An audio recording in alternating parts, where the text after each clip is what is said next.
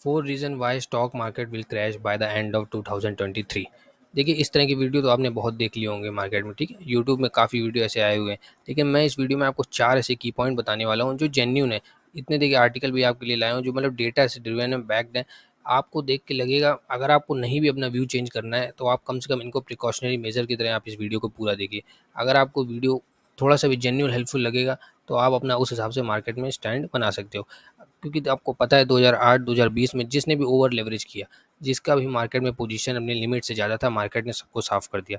तो देखिए, ये टाइम कैश में बैठने का है, इन्वेस्टेड रहने का है, ये सब डिसीजन आपके हैं लेने के लिए।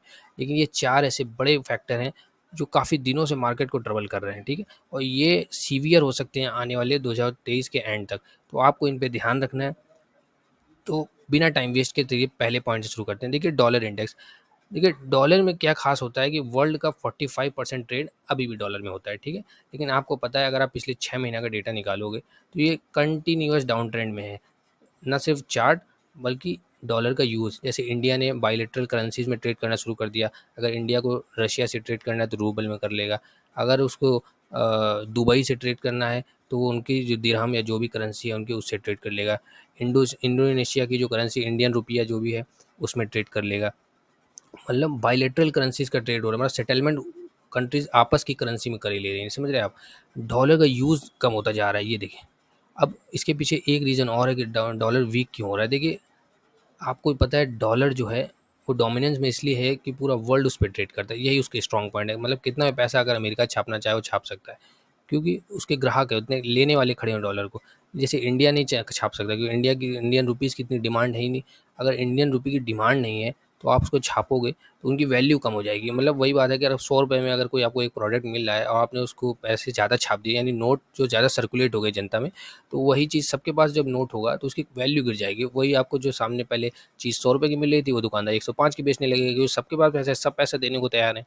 तो देखिए, डॉलर वीक हो रहा है। खैर, वापस आते हैं पॉइंट में। ये देखिए, पहला आपको आर्टिकल है, आप ये सब आर्टिकल यहाँ से पढ़ सकते हो, सब मेंशन्ड है।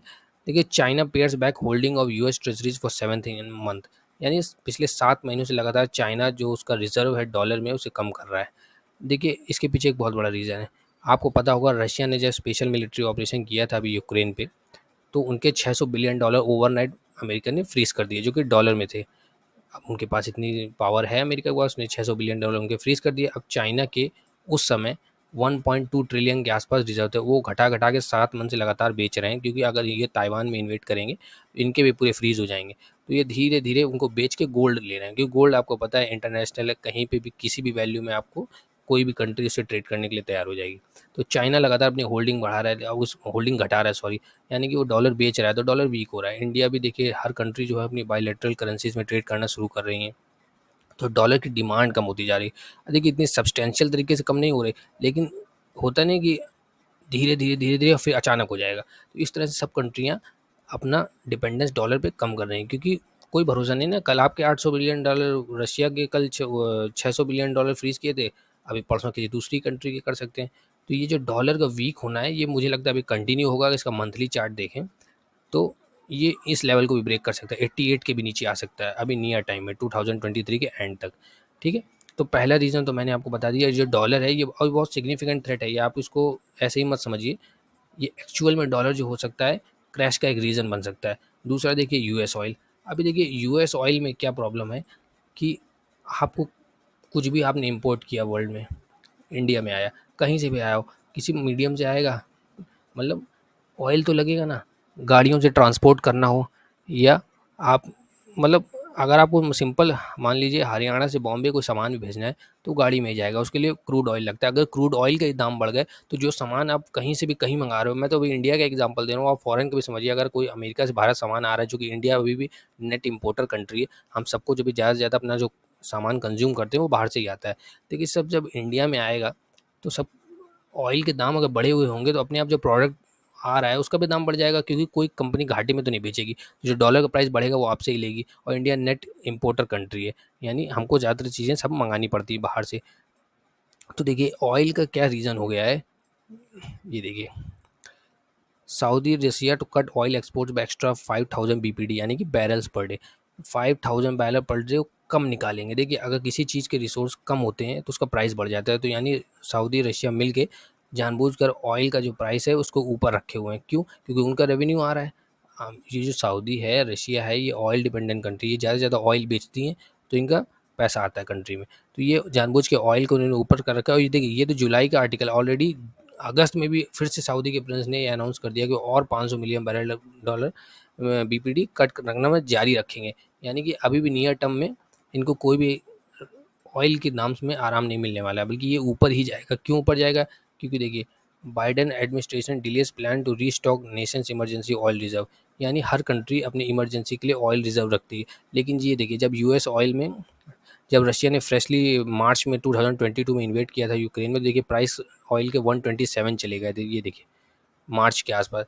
तो अब इतना महंगा ऑयल तो कोई नहीं रख सकता। जो अमेरिका के पास रिजर्व पड़ा हुआ था, बाइडेन ने उसको ही अपनी जनता को सस्ते दाम में देना शुरू कर दिया। तब उनका रिजर्व हो गया लगभग, मतलब ये समझिए उनका जो रिजर्व है सिर्फ अमेरिका का अपने लोएस्ट लेवल पे है पिछले 30-40 ईयर्स में।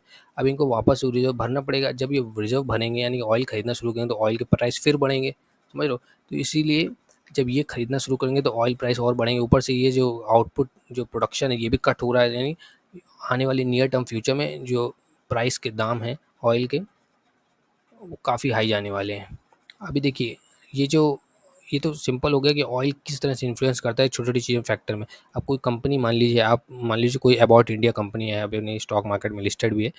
अब उसका कोई भी फार्मास्यूटिकल प्रोडक्ट है, वो कहीं से कहीं जा रहा है, ऑयल की वजह से उसके दाम बढ़ेंगे। वो जब दाम बढ़ेंगे तो वो उस प्रोडक्ट का भी दाम बढ़ाएगी। इस तरह से कंपनी का, और जब वो कोई प्रोडक्ट के दाम बढ़ेंगे तो जनता कम खरीदेगी, तो वही बैलेंस शीट में दिख जाएगा कंपनी का। और जब उनका बैलेंस शीट में क्वार्टर क्वार्टर रिजल्ट अच्छा नहीं आएगा, तो वही स्टॉक मार्केट में उनका स्टॉक नीचे नीचे डाउनग्रेड हो जाएगा, मतलब डाउन ट्रेंड शुरू हो जाएगा उसका। तो इस तरह से देखिए, ऑयल की जो प्राइसेस और डॉलर है, जो डायरेक्ट इन्फ्लुएंस करने वाला है, डॉलर का नीचे जाना और ऑयल के प्राइसेस का ऊपर जाना, ये नियर टर्म में मार्केट को इन्फ्लुएंस कर सकते हैं। मार्केट क्रैश भी आ सकता है, बड़ा करेक्शन भी आ सकता है। इसकी अंडरस्टैंडिंग मैं आप पे डिपेंड करता हूँ, छोड़ता हूँ। आप इसको समझिए कैसे समझना है, और मार्केट में उस हिसाब से अपनी पोजीशन बनाइए। अब देखिए, जो पॉइंट 3 और 4 है, वीडियो देखिए बड़ा हो रहा है, इसका सेकंड पार्ट डाल देंगे। तो अभी कुछ दिन में इसका सेकंड पार्ट डाल देंगे। तो ठीक है ट्रेडर्स, आप देखिए, मार्केट को समझिए कि मार्केट को जो प्राइस के मूवमेंट को फोर्स करने वाले फैक्टर होते हैं, सिर्फ बाइंग और सेलिंग नहीं होता है। आप बर्ड्स आई व्यू देखिए, लॉन्ग टर्म देखिए, 6 महीना 10 महीना की किस तरफ मार्केट का डायरेक्शन हो सकता है कि नहीं ट्रेडर। तो ठीक है traders, thank you for stay tuned for second part. Thank you.